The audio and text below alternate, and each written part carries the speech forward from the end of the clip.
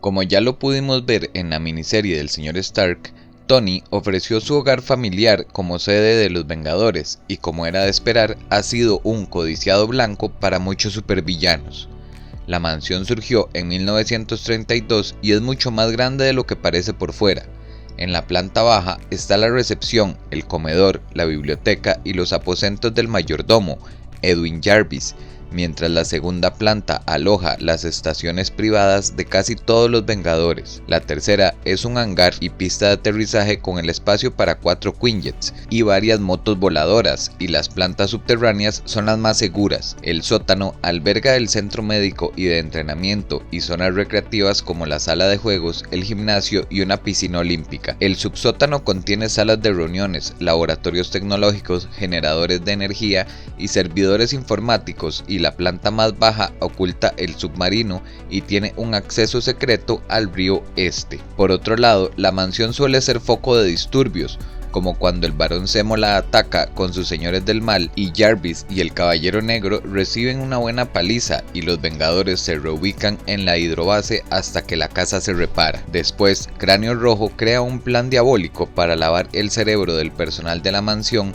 para que ataque a los héroes. La sede vuelve a renovarse y se convierte en el blanco de Proctor y los Recolectores, así como de Cersei, pero el vigilante Ute parece restaurarla, pero en realidad la reemplaza por una casa de otra dimensión. Esto causa problemas con la invasión de Kang el Conquistador a través de un misterioso portal del sótano. Otra historia interesante es cuando la Bruja Escarlata sufre de una crisis nerviosa que devasta a los Vengadores y manda al muerto Sota de Corazones, Jonathan Jack Hart, a la mansión, donde este mata a Scott Lang y vuela por los aires gran parte del edificio. Y por si fuera poco, la bruja estrella el Quinjet de visión contra la casa, que se queda en ruinas porque Iron Man carece de los medios para reconstruirla, pero Nueva York la declara un lugar de interés en memoria de los Vengadores, y el equipo se separa por un tiempo, pero cuando por fin Iron Man y el Capitán América vuelven a reunir al grupo, se trasladan a la Torre Stark. Durante un tiempo la mansión se queda vacía,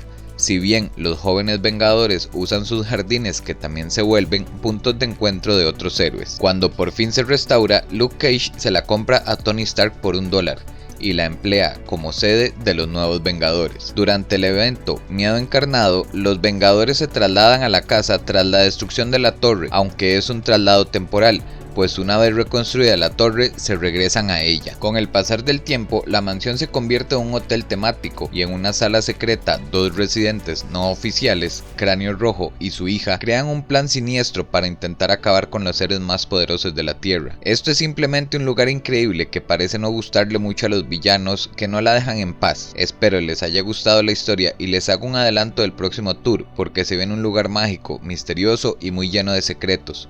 ¿Qué lugar se les ocurre que pueda ser? Déjamelo en los comentarios y nos vemos muy pronto.